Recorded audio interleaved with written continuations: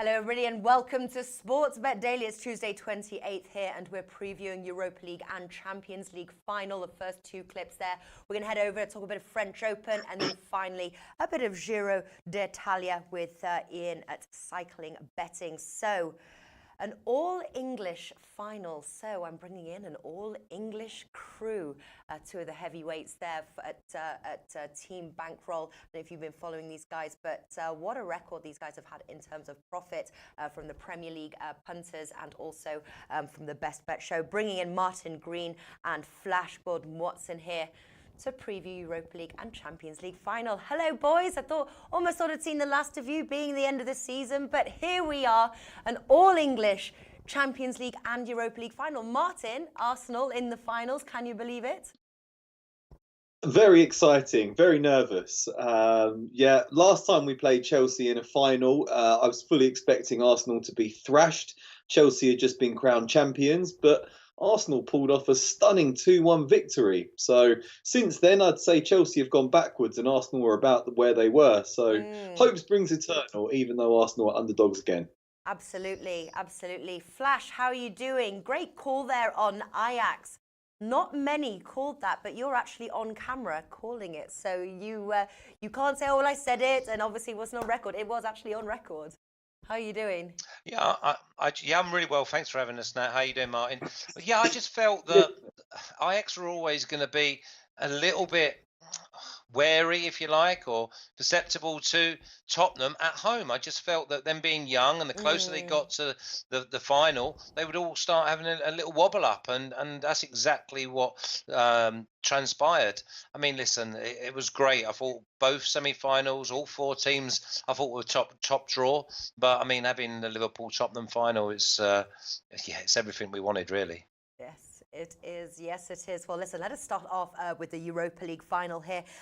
Chelsea 2.42, Arsenal 3.2, and the draw 3.4. These guys are no stranger to each other, as we know. They met 5 times in 2018, one in 2019. Arsenal's faring better than Chelsea, and Arsenal have a lot more on the line on this one. Chelsea have their their Champions League spot for next year, but this is Arsenal's chance. Now, Martin, were you able to handicap this, not from a personal view, because I'm sure you obviously you will be gunning for the Arsenal win here. How do you fare their chances? I think it's a 50-50 game, which is why I was a bit surprised that Unai Emery put all his eggs in one basket. He didn't really go for it in the final few games of the Premier League season. Arsenal are out of the top 4. They need to win this game to reach the Champions League. And it really could go either way. But having said that, there are longer odds on Arsenal for this game, and I'm not too sure why, because there's not a great deal to choose between these two teams in terms of quality. As I said, I think Chelsea have gone backwards a bit, and they've also got a few injury problems as well. N'Golo Kante's a major doubt. Hudson-Odoi is out for the game, and Ruben Loftus-Cheek is out, so they're not going to have quite so many options. The midfield starts to look a little bit lightweight, lacking a bit of bite. Good passes of the ball in Jorginho and Barkley and Kovacevic, but I think Arsenal might have a chance there. I think it really could go either way, but for that reason, I think there is value on Arsenal. The odds are drifting. You can get, I think it's 3.2 now on an Arsenal win in 90 minutes, which does look like a very attractive set of odds, considering they did beat Chelsea 2-0 when they last met at the Emirates. Chelsea haven't been great throughout the season.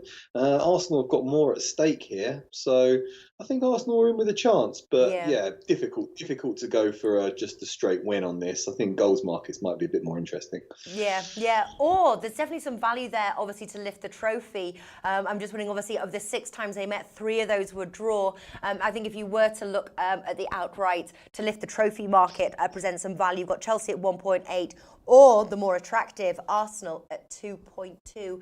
What do you think, Flash? Do you think this will be decided in 90 minutes, or do you think it'll be close?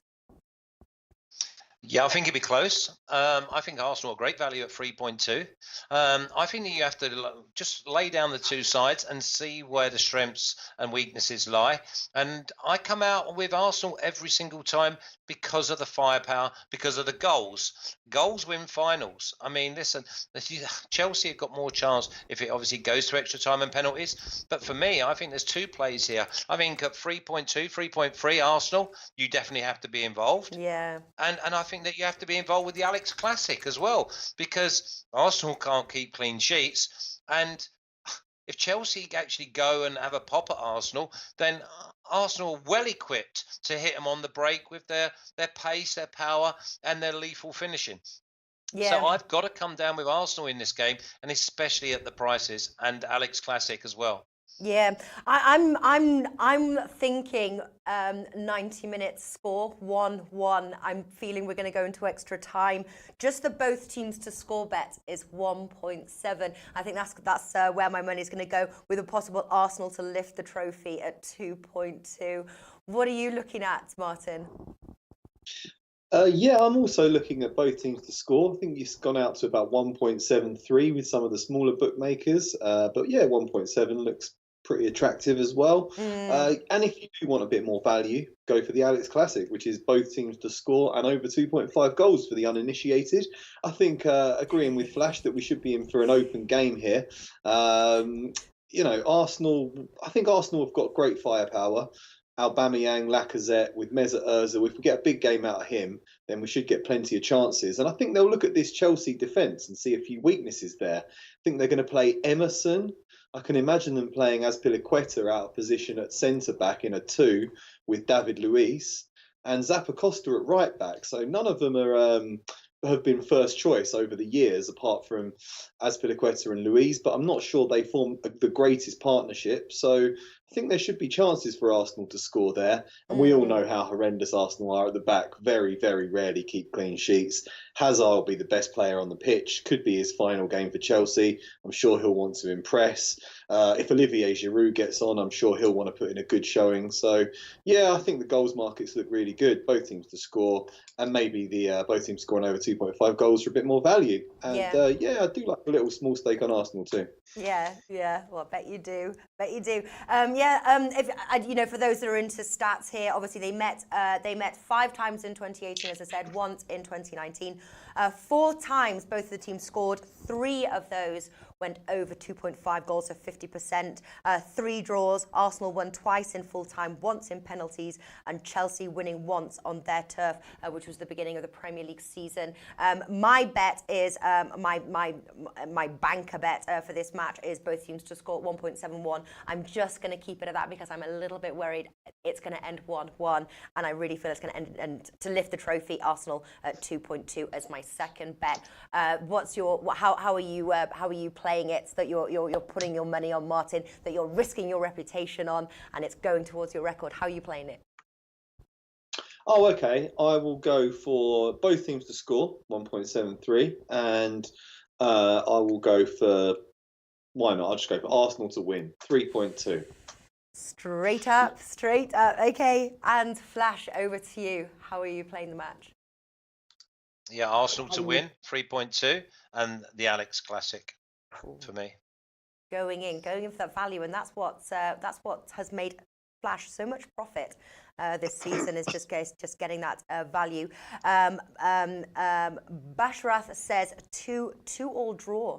2-2 draw at half time. That would be nice. Lots of goals. Okay, heading over now to Champions League final. Tottenham versus Liverpool. Liverpool 1.97, draw 3.6, and Tottenham 4.3. If you're joining on the clip here, I'm joined by Martin Green and Flash to preview this match. Obviously, Liverpool, what a fantastic season they had. Unfortunately, they got second place, just 1 point below Man City. Now, normally a team that would get those points would actually win the Premier League, but obviously Man City also did so fantastically well as well this season. I have to say, I personally feel very confident about just the straight Liverpool win. Tottenham seemed to dip a bit towards the end of the season. They were losing to Bournemouth, to West Ham, even Southampton. I think I feel quite confident about the Liverpool win. Does anybody like Tottenham? Yeah, I do. Do you really? I do. I like top. Yeah, I like Tottenham on penalties. I'm actually going with a draw. I think everyone expects this game to be goals. Everyone expects this to be like a basketball match, and I think that this will be quite dour. I really do. I think you can see this being 1-1, maybe 0-0. But I'm going to go with. I've said it all along. I'm going to go with a draw, but I'm definitely going with both teams to win on penalties. So, yeah, half of me wants Tottenham on penalties, and the other half Liverpool on penalties. Okay, yeah, that's the way you like to play, do you? I don't know. I think it's going to be pretty clearly sewn up by Liverpool. What do you think, Martin? It's a very difficult one. Obviously, Liverpool did beat Tottenham home and away this season, but the games were a bit tighter than the results would suggest. Liverpool also finished considerably higher in the Premiership than Tottenham, but in a 90 minutes, anything can happen, really. Yeah, I think it looks tough to call. Both teams very good defence, both teams very strong going forward.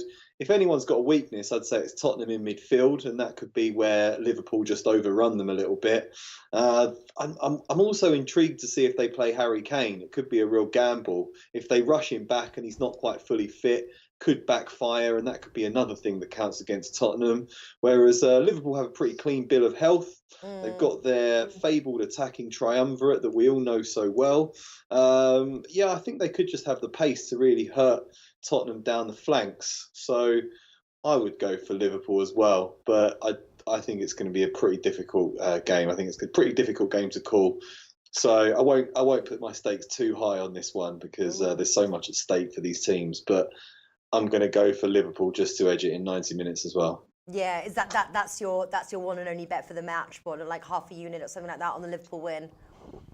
Yeah, I might just go for a unit on Liverpool to win. I mean, it's even money. Well, actually, it's just gone into 1.98 while we were talking. But yeah, it might drift out again. You never know. I mean, it's a big game as well. Both teams to score 1.8. That does look quite attractive. I'm not expecting a huge basketball match either, but 1-1, something like that, 2-1 to Liverpool, I can see it turning into something like that. I think Liverpool will still be susceptible to Tottenham, especially at corners. So, yeah, I think maybe both teams to score at 1.8 as well. But yeah, I think it will be a really tense game. Maybe draw half time. I don't know what the odds on that are, but that might be another option too. Yeah, I feel it's going to be tense. I'm staying away from the goals market, just playing the Liverpool win. Flash, just to recap here what you're going for, Champions League final. I'm going for the draw and 90 minutes, and I'm going to go Liverpool to win on penalties, and I'm going Tottenham win on penalties. What's the price for both of those? Well, normally it's about 10 or 11 to 1. I would say that it's probably 10 to 1 Liverpool, 11 to 1 Spurs. Okay, alrighty then. How exciting. We're going to we're moving over now to talk about Roland Garros. If you guys want to stay tuned of that one, if we can call Snice there, Rafa in the studio. All right, boys, it is an exciting time. Best of luck with your bets, and we'll see you soon because we've got some competitions coming up, and we might even delve in a bit of MLS. I hear, Flash, you're pretty good at betting on MLS. Yeah, well, I mean, it's been a really strange one this year because everybody knows it's both teams to score and over 2.5 goals. Defense is never very good at all, and yet, LA. Not LA Galaxy, but LAFC. They've started off really well this year. They've won 10 games already, but the focus has been on not letting goals in. And it's such a big thing. I mean, the most defensive side out of the East or West Conference has always been Seattle Sounders, and that's always kept them in the top 2 or 3 year on, year out. But now I think more teams are starting to say, well, look, if we shore it up at the back, we'll score goals. I mean, I think that one of the best defensive units last year had still let in nearly 40 goals. And that's just bonkers. It's just like they just go on, you have an attack, we'll have one. So the Alex Classic, week in, week out, pays. So it's going to be quite a short show then, I'm guessing. Alex Classic wrapped up. All right, great. So, guys, thank you so much for coming on, sharing your bets. I'll speak to you soon and enjoy both of them, especially you, Martin. May Arsenal win. I hope so. All right. Cheers, Nat. Good luck. Bye, guys. Take care. Bye-bye. All right, French Open. We were going to have Alex. Alex is obviously lives in Romania, and he has got a massive storm. So he's got no electricity. He's got trees falling over. So I've got Snice here, who came on and disappeared.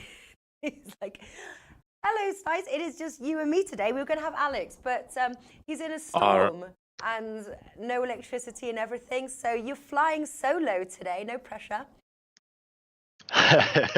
All right, let's do it. I can't, Rafa, I can't hear him. I think it's our end. There you go. Yes. Hello? Hello. So yes, flying solo. No pressure, huh? Yeah. Now, I've been following a bit of the French Open here, and it seems that everything seems to be going quite to plan. And I know we've got a great tennis sports writer over at Odds Market called Joao. I believe he's 6-0 with his bets in these early days. And I thought normally that these sort of beginning ones can be like, we start to see quite a lot of upsets and a lot of drama, and it seems to be going quite swimmingly. How are your bets doing? Because that's obviously always a good thing for betting. Well, so far the tournament is going pretty swell. We're up 5 units after the first 3 days, and all of the outrights have safely moved on to round 2, so that's always a plus. No upsets there. So yeah, looking pretty good, and hoping to move on. Yes. Keep being in profit. Yes. Well, very quickly, let's take a look at. With the outrights, obviously everything seems to be going to plan. So not much movement in the men's. The men's there, Rafa Nadal still 1.83, Novak Djokovic 3.75. Simona Halep, though, has come in slightly. She's 5 now. Kiki Berkins 9.5. Do you think Simona Halep is looking? I know on the women's side, it's a lot more risky. Many people like to sort of stay away from the outright, certainly until the first week has played out. But she's looking strong at the moment. Yeah, I would say so. I managed to catch her round 1 match, which concluded about an hour before the show started. And she was in a bit of trouble against Ayla Tomljanovic, which is a dangerous opponent, big hitting opponent. So she started strong, and then she was pushed around a little bit in the second set, but then went on a tear to win the last set 6-1. So Halep is definitely looking strong. And as I said, pre-tournament, she's still the woman to beat, in my opinion. Yeah, so you're holding a future on her to win the French Open? Indeed. Yeah, indeed. All right, so let's take a look, obviously, for tomorrow. What plays have you got for tomorrow? Just real quick, some notes that I have.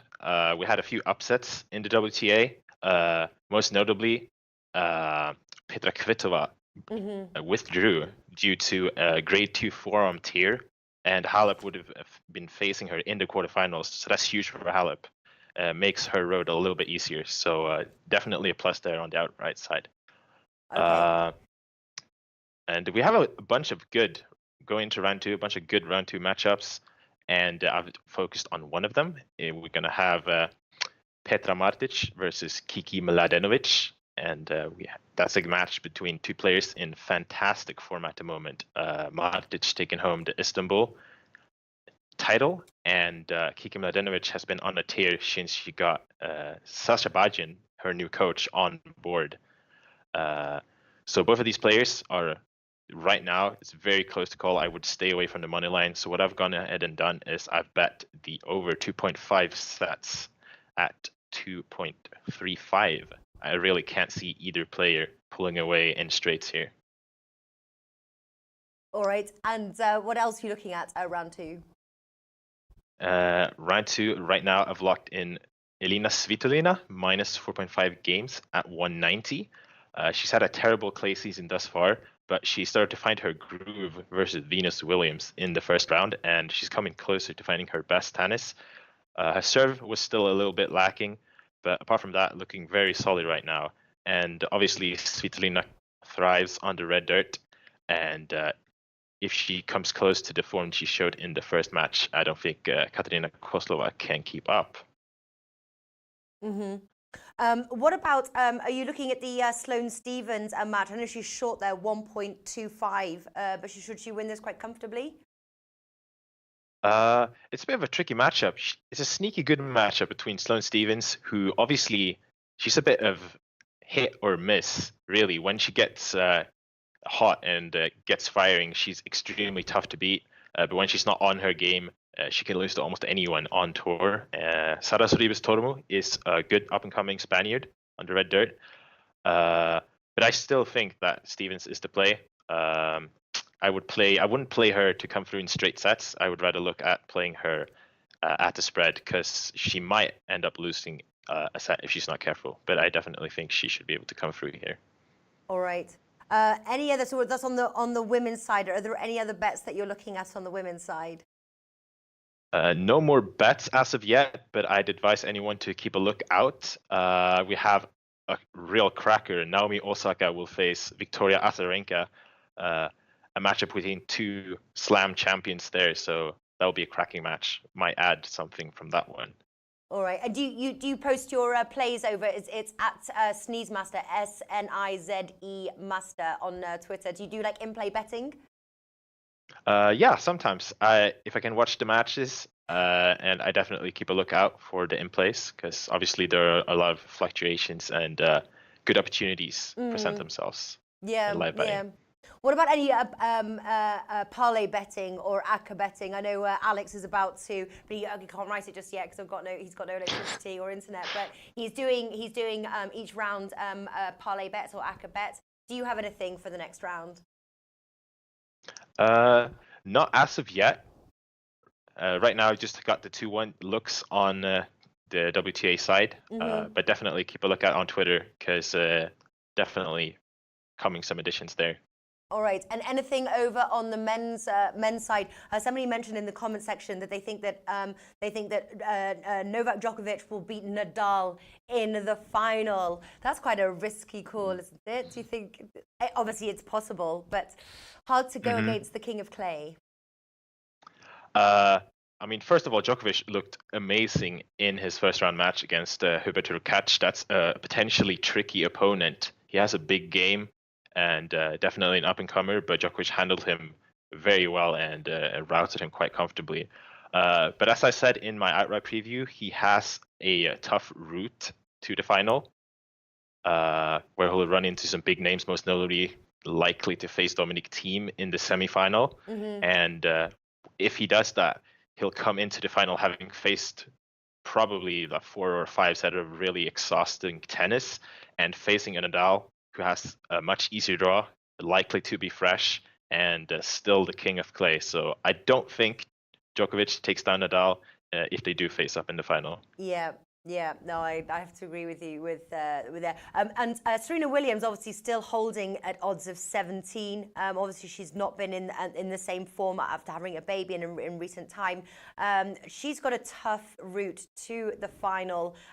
We see, still, you think, obviously based on what we first saw, you still don't think she can make it all the way? Unfortunately, sorry to disappoint any Serena Williams fans. I don't think that she's going to make it all the way. She actually went out and lost the first set quite heavily. But then she turned on the jets and came back. But obviously, the challenge now becomes, can she play 7 consecutive matches on clay, which is the most demanding surface, with her knee issues that have plagued her this season? That is the question. And as long as we have those injury doubts, I wouldn't want to lay any futures on Serena Williams. I agree, but if one woman, as you said, if one woman can do it, I believe she can. But let's wait and see. Do you think she's got a Grand Slam title win, a possible Grand this season? I think she does. If she can stay fit, she's a great bet to win the US Open. Yeah. And any puts? I know you don't have any plays for round 2 men's, do you?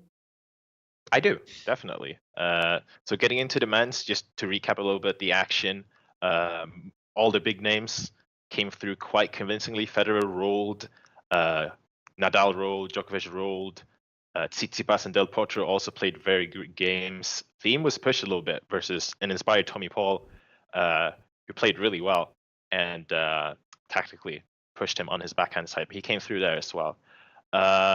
So going into round 2, we have some interesting matchup. We have Kanish Curry versus Joe Wilfried Songa. We have Grigor Dimitrov versus Marin Cilic. And we have Stanislas Wawrinka versus Christian Garin. And for bets here, I've gone with Marin Cilic minus 1.5 sets at 1.85.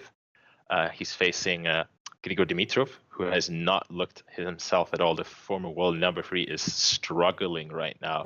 He's very low on confidence. And he was pushed hard in a 5-set affair versus Janko Tipsarevic, who he really just should beat quite easily.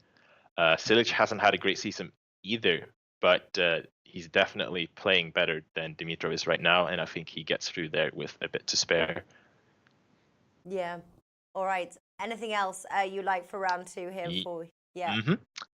I got another bet, and it is on a Frenchman. So a home court player here. One of the shocks of the first round, Nicolas Mahut. He played some incredibly inspired tennis to come from 2-0 down in sets and to take out last year's semi-finalist Marcos Cecchinato. It was really a joy to watch him play and watch the crowd erupt. And the veteran could celebrate with his boy after that match.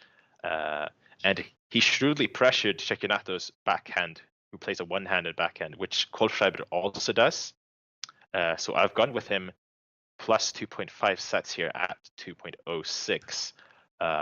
Kohlschreiber can mentally go away in games and really get in the way of himself. And he's also getting up there in the age. He's 34 years old now.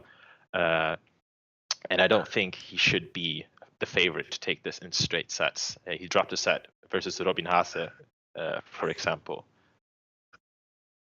Okay. All right. So just to recap here for our viewers, what are the bets you like, both men and women, round 2, please? All right. So ladies first, we started with Elina Svitolina minus 4.5 games at 190. And I've also gone ahead and played over 2.5 sets in Martic Mladenovic at 2.35.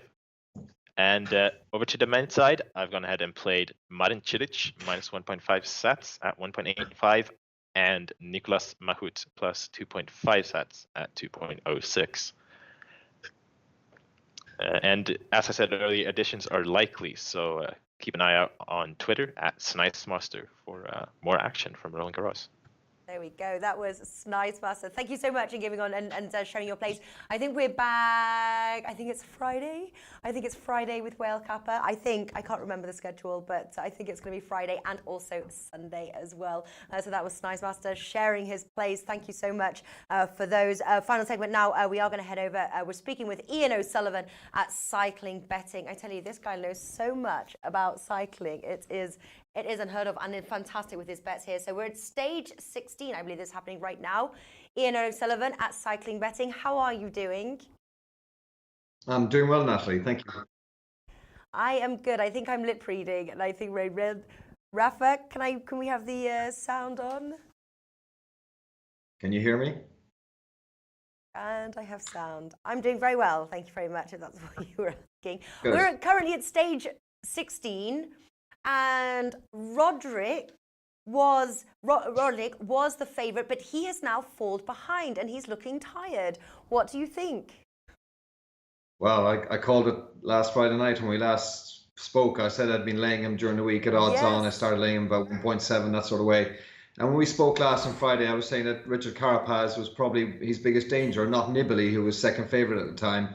He was, I think at the time we spoke, he was 6-1, Carapaz, still to go on to win this. He's now tonight 4-9 favourite to win the race overall. The other guy I put up, who was after making good moves last Friday, was Zakharin. He was around 16-1, but he completely imploded the very next day, so he's right back out of it again. But Carapaz has been phenomenal since then. I think last Friday we spoke, and I said he was one of my favourites to win the stage the next day, and he went out and won the stage for us on our preview for Odds Market at 13-2. And in doing so, he shot into the lead, and he now holds a very nice advantage over Vincenzo Nibali of 1 minute 47 seconds, I think it is.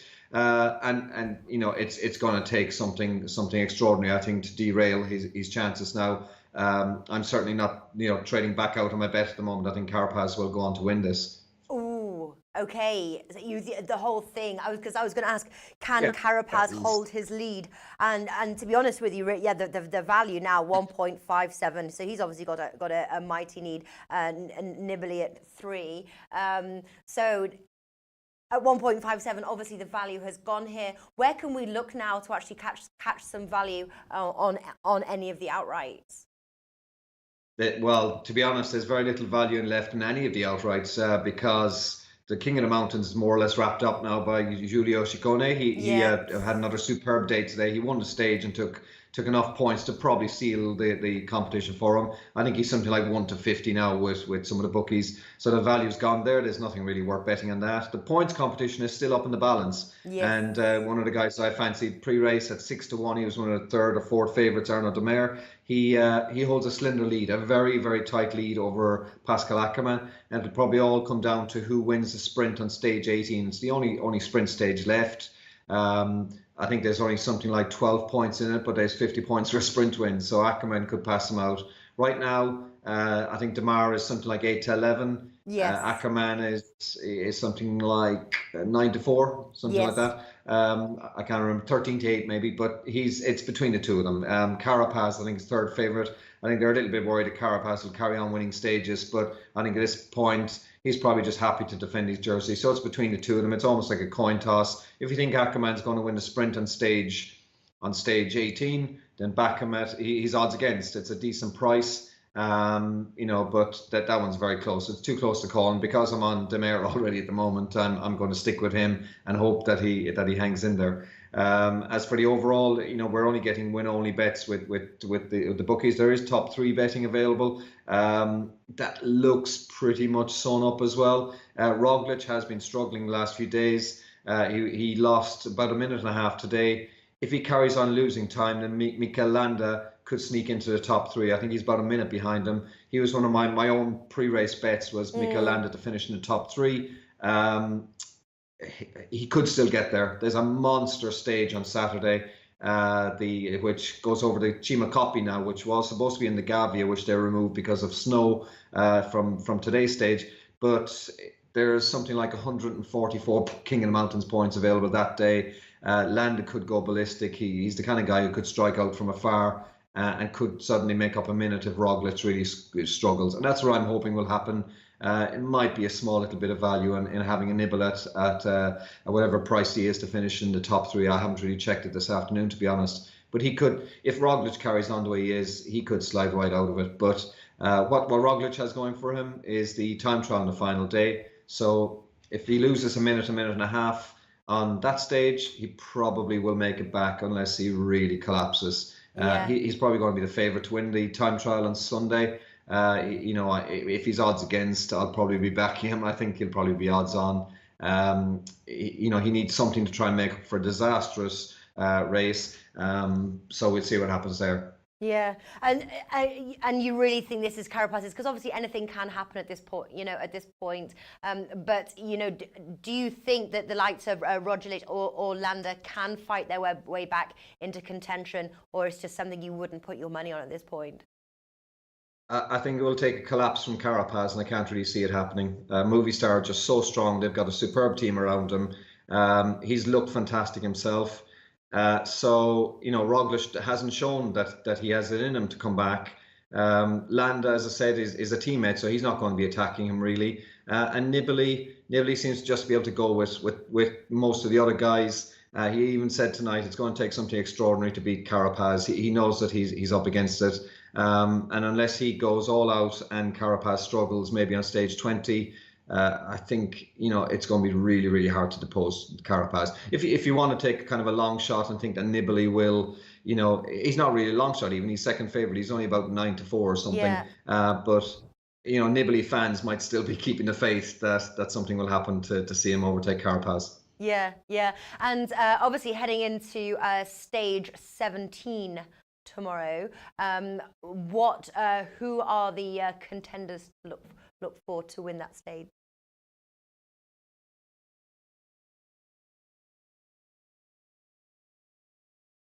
I think Ian has frozen. All right, we're gonna try and call him back. if we have lost him. Ian, we usually get the article up sometime in the afternoon, which is Central Time. So it'll be about 4 p.m. Central Time, which is about 6 p.m. Eastern Time for those. And it's daily content as well. Ian really is really one to watch with his cycling betting tips there. If you guys want to follow that. So it's over at oddsmarket.com on the more sports section there. All right, we got you back. Stage 17, I was just telling our viewers there to look out your daily articles that you give us over at Odds Market. But who are the contenders that you're looking for stage 17? Yeah, apologies about that. My laptop battery died, so unfortunately you're going to have to go through a very fuzzy phone camera at the moment with a cracked screen. So if you can just bear with me. Stage 17, yeah, tomorrow it's an interesting stage because I think today was a day where a lot of guys really suffered. There was a lot of guys finishing today absolutely dead, frozen limbs, frozen legs, frozen bodies. I think the GC guys will be happy to just let a strong break go tomorrow, and I'm really pretty sure that tomorrow is going to be won by a breakaway. There might be a bit of a truce tomorrow. It's a tough stage, but it's not a stage I think that the GC men will see it as one where they can really take a lot of time, but really hard. They'll probably go hard at the end to try and see if they can put small little time gaps into each other. But I'm going to be plumping for some breakaway winners. I've got a few guys marked down. I'm just waiting for some prices to come out. So as soon as that happens, I'll be updating the odds market preview for you guys, and it should be live by tomorrow morning. All right, great stuff. Yeah, so stay tuned on oddsmarket.com. Ian Sullivan, a pleasure talking to you, and we will be waiting for that for the article. Take care, best of luck, and I will speak to you soon. Thank you. All right, there we go, guys. So yeah, head on over oddsmarket.com. We've got a ton of content for you guys with covering all sports. So do check that out. And best of luck with your bets. Europa League and Champions League happening this week. Very exciting stuff. All right, best of luck. Take care. Bye-bye.